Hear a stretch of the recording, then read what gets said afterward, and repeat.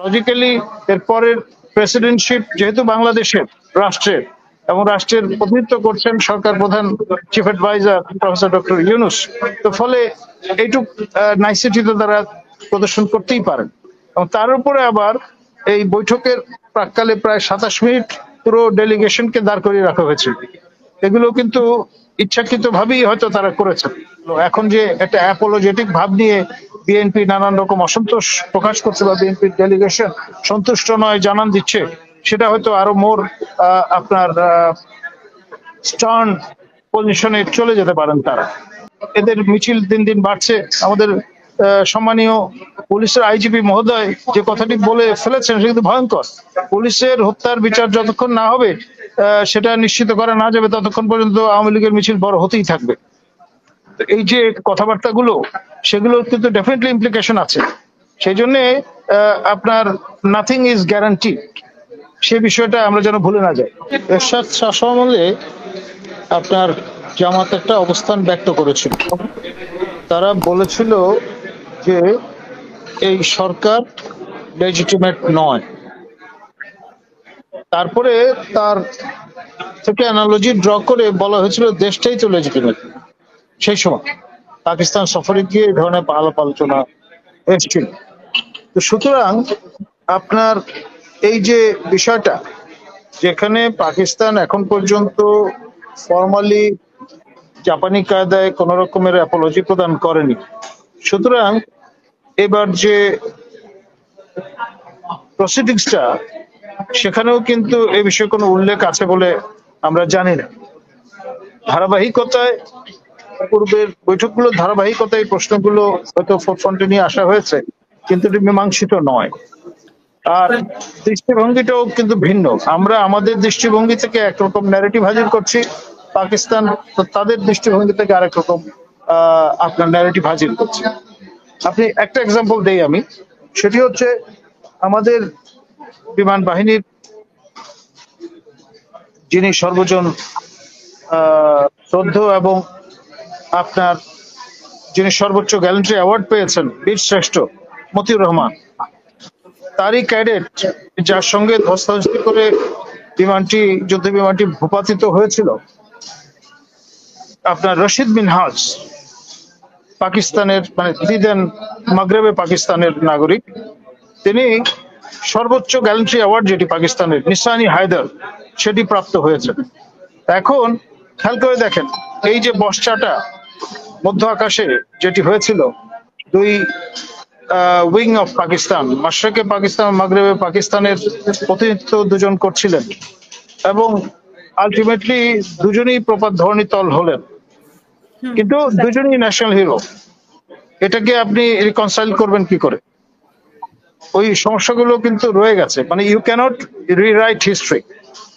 General Ziaur রহমানকে আপনার যখন বাংলাদেশ বেতারে নিয়ে যাওয়া হয়েছিল, তখন তাকে দিয়ে কিছু লোকজন চেষ্টা করছিল যে স্টেটমেন্ট একটা আদায় করা যায় কিনা। তিনি পরিষ্কার অবস্থান নিয়েছিলেন, বলেছিলেন যে ইউ ক্যানট রিরাইট হিস্ট্রি। ইতিহাস ইতিহাসের মতো তার নিজস্ব বয়ানে চলবে। আপনি নতুন করে রেজিম আসবে যাবে, আপনি এক এক সময় এক এক রকমের ন্যারেটিভ হাজির করবেন, নো, দ্যাটস নট ফেয়ার। এই বিষয়টা সাফ সাফ হয়ে যাওয়া ভালো এক। আর আরেকটা বিষয়, সেটা হচ্ছে বাণিজ্য, এটা একটা মান্ডিন বিষয়, এটা হতেই পারে। আপনার যে যার জাতীয় অবস্থান সেটা তারা বজায় রাখবে, এটাই স্বাভাবিক। আপনার লিগেসি তো আমরা অস্বীকার করতে পারি না, থেকে যায়। যে কারণে আমি মহসিন স্যারকে আমি একটু সাপ্লিমেন্ট করছিলাম যে উনি বলেছিলেন জাতির জনক, কিন্তু শেখ মুজিবুর রহমানের দুই কন্যা তারা নিজেরা সাব্যস্ত করে বলেছিলেন তাদের পিতাকে অবশ্যই বলতে হবে আইনত জাতির পিতা, তা না হলে এটা হবে দণ্ডনীয় অপরাধ। খেয়াল করে দেখেন, আইন কিন্তু সেভাবেই প্রণয়ন করা হয়েছিল। এবং এটা কিভাবে এসেছিল? যেহেতু পাকিস্তানের জাতির পিতা কায়েদে আজম মোহাম্মদ আলী জিন্না, আর তারা তো পাকিস্তানেই জন্মগ্রহণ করেছেন। আপনার তৎকালীন মাশরিকি পাকিস্তানে ছোটবেলা স্কুলে পাক স্যার জামিন সাদবাদ এটাকে মানে রিসাইট করেই তো স্কুল পর্যায়ে পার করেছেন। পেয়ারা পাকিস্তান শব্দটা তার মুখ থেকে অনেকবার আমরা শুনেছি। তো সেই জন্যে you cannot deny the legacy. You cannot just shrug off all on a sudden. সেটার রিফ্লেকশন কিন্তু ওখানে আমরা পাচ্ছি। আর আরেকটা বিষয় সেটি হচ্ছে এই মোদি এবং আপনার আমাদের প্রফেসর ইউনূসের যে বৈঠক সেটি কিভাবে সংগঠিত হলো। এখানে মুন্সিয়ানা যদি কাউকে দিতে হয় সেটি আমাদের হাই রিপ্রেজেন্টেটিভ এবং বর্তমানে নিরাপত্তা এবং প্রতিরক্ষা উপদেষ্টা মন্ত্রী মর্যাদায় খলিল সাহেব।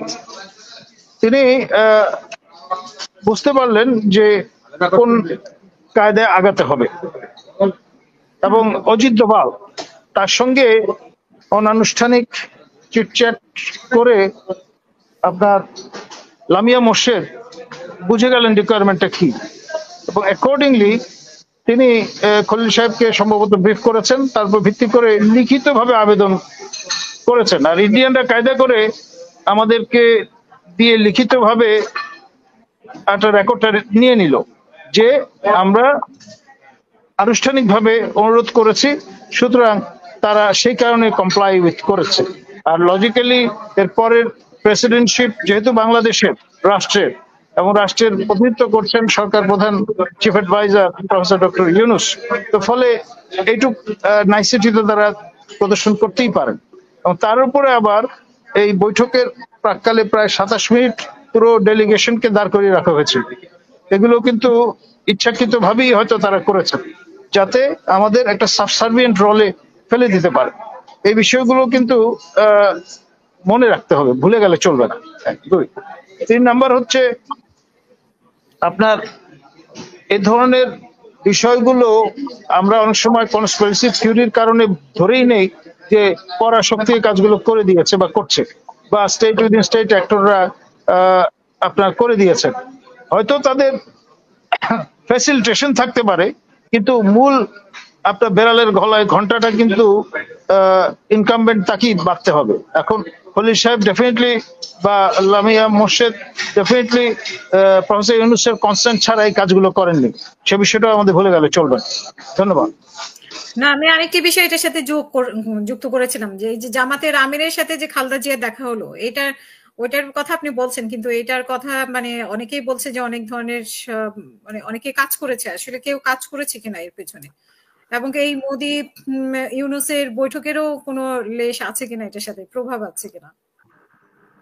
দেখুন, কনস্পিরেসি থিওরিতে যারা বিশ্বাস করেন তাদের একটা ধারণা যে রিজিওনাল পাওয়ার ইন্ডিয়া একটা উইশ এর অংশ হিসেবেই কিন্তু এই কাজগুলো হচ্ছে। অর্থাৎ টাইমিং প্রফেসর ইউনূসের যে মানে ক্ষেত্রে যে পলিসিটা পার্সু করছে ইন্ডিয়া, তারই অংশ হিসেবে আপনার জামাতে ইসলামী হিন্দের কাউন্টারপার্ট জামাতে ইসলামী বাংলাদেশ এবং তার যিনি কর্ণধার আমাদের ডক্টর সাহেব, তিনি গিয়েছেন লন্ডনে, গিয়ে বিএনপির যিনি ডিফ্যাক্টো এবং ডিজুরো কর্ণধার আমাদের সাবেক মাননীয় প্রধানমন্ত্রী খালেদা জিয়া এবং যিনি হেয়ার প্যারেন্টস আমাদের তারেক জিয়া, দুজনের সঙ্গে কিন্তু একই জায়গায় বৈঠক করে এসছেন। এবং তারপরে ফিরে আসার পর কিন্তু তাদের বক্তব্য ন্যারেটিভ সেগুলো কিন্তু পরিবর্তিত হয়েছে। এখন যে ফেজটা যাচ্ছে আপনার হোমওয়ার্কের অংশ হিসেবে, সেটি হচ্ছে আপনার যে 12টি দল জাতীয়তাবাদী মনোভাব পোষণ করে, যেটার পৌরোহিত্য করছেন এনপিপির ব্যারিস্টার ফরহাদ সাহেব, তারা একটা পর্যায়ে কনসেনসাসে পৌঁছালে পর তখন হয়তো দেখা যাবে অন দ্য গ্রাউন্ড আপনার রিয়ালিটি পাল্টে গেল। এখন যে একটা অ্যাপোলজেটিক ভাব নিয়ে বিএনপি নানান রকম অসন্তোষ প্রকাশ করছে বা বিএনপির ডেলিগেশন সন্তুষ্ট নয় জানান দিচ্ছে, সেটা হয়তো আরো মোর আপনার স্টার্ন পজিশনে চলে যেতে পারেন তারা। আর সেটি ক্ষেত্র তৈরির ক্ষেত্রে এই যে ধরুন আগামীকাল সারা দেশে পলিটেকনিক ইনস্টিটিউটের ছাত্ররা তারা কিন্তু আপনার অ্যাসার্ট করা শুরু করবে, এবং এইটি যদি টেম করতে না পারা যায় ইট মে অ্যাগ্রাভেট। কদিন আগে কুমিল্লায় আমরা মহাসড়ক যখন অবরোধ হতে দেখলাম, আমাদের দেশপ্রেমিক সেনাবাহিনীর সদস্যগণ তারা কিন্তু যথেষ্ট অ্যাসার্টিভ হয়েছে এবং ব্ল্যাঙ্ক ফায়ার করতে হয়েছে এই ডিসপাস করার জন্য। যে ফুটেজ গুলো আমরা দেখলাম, পিস্তল তাক করা, তারপরে যারা ট্রাক ড্রাইভার ছিলেন তাদেরকে আদেশ করা হচ্ছিল যে আপনারা থেমে আছেন কেন, মুভ ফরওয়ার্ড। তো এই যে স্টান্সটা, সেটা কিন্তু 3রা অগাস্টের বা 4ঠা অগাস্টের গত বছরের যে স্টান্স, যে কাম হোয়াট মে আমরা গুলি বর্ষণ করব না, আমরা অ্যামুনিশন ব্যবহার করব না, ওই জায়গাটায় কিন্তু আর নেই।